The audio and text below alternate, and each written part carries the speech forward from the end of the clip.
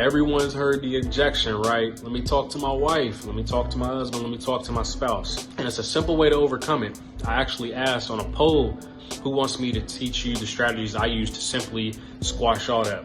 And it was pretty much a unanimous decision, right? So let me break it down for you. The first way to overcome, let me talk to my wife, let me talk to my husband, let me talk it over my spouse. The first step is pre-framing, right?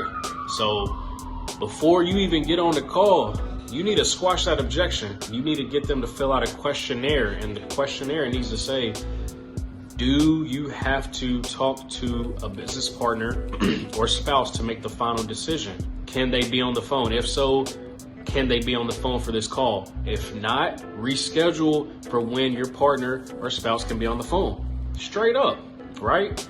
You don't want to get on the phone with people that aren't ready to decide. So that's the first thing, pre-frame it. Sometimes buyers are liars. And it's not that they lie just to lie, it's just that they just trying to protect themselves from being sold or from making a rash decision. That's human psychology, right? Second thing is, because sometimes you will even get down to that point and they be like, no, I don't need a spouse.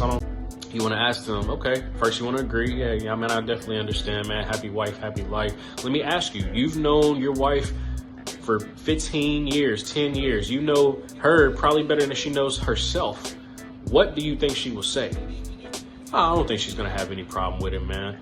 Okay, well, hey, listen, if you don't think she's going to have any problem with this, why would she urgently convince you and say it's okay for you to move forward when you haven't even took the audacity to move on the opportunity yourself, right?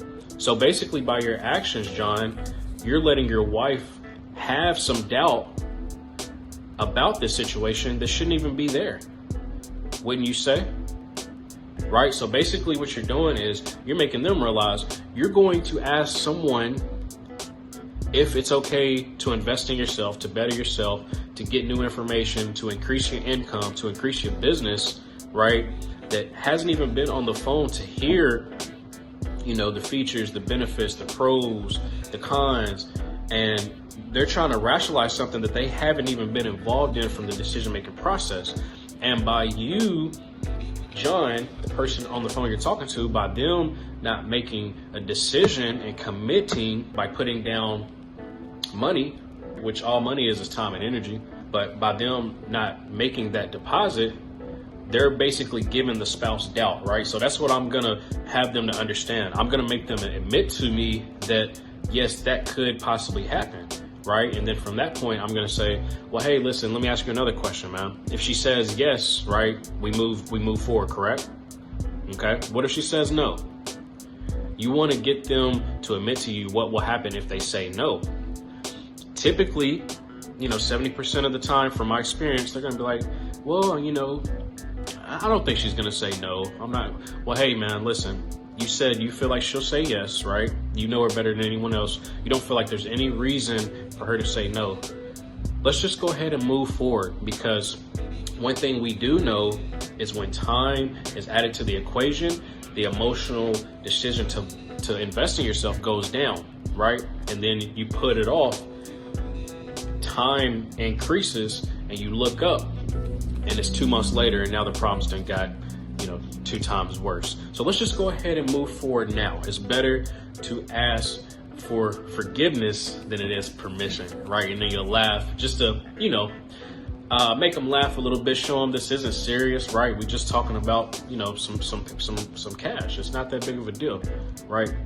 Money's abundant, money's everywhere, right? But how fast do you want to solve your problem, right? So that's what you're going to make them understand, that basically if they're going to go talk to their spouse, that's automatically by the energy, by the decision that they've made to ask someone who wasn't even on the phone, who doesn't even have all the facts and data. You're basically telling them, telepathic, right, that I'm not even sure about this myself.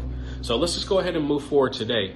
Worst case scenario, let's at least put a deposit down, because I will be honest with you.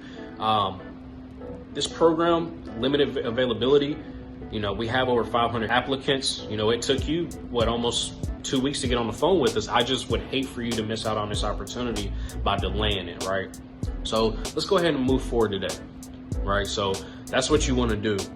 Get them to understand that logically it makes no sense, right, to go ahead and talk to someone who wasn't on the phone in the first place.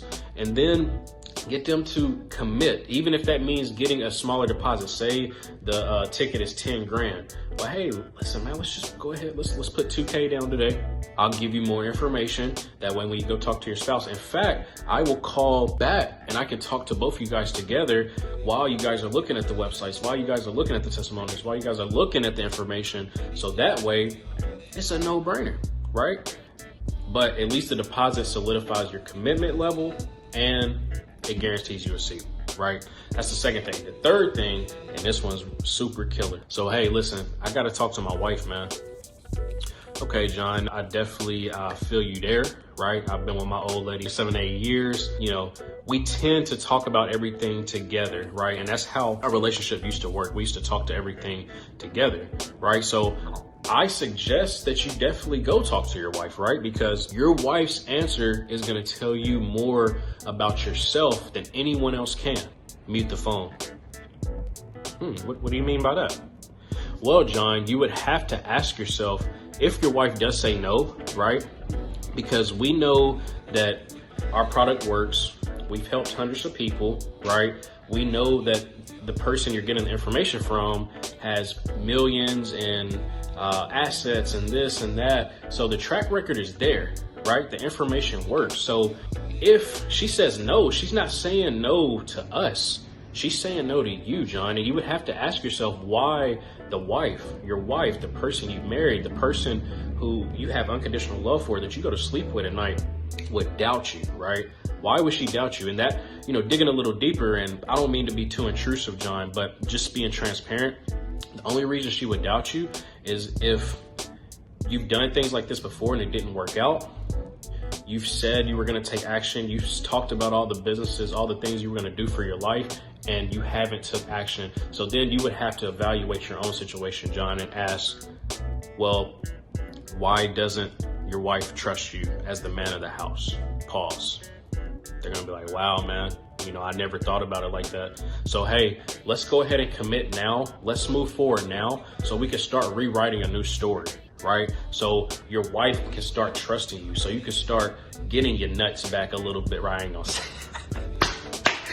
gonna say that, but you understand? So it's really just reverse psychology. You're putting yourself in their shoes. You're having empathy. You make them realize, logical statements, and then ask for the close.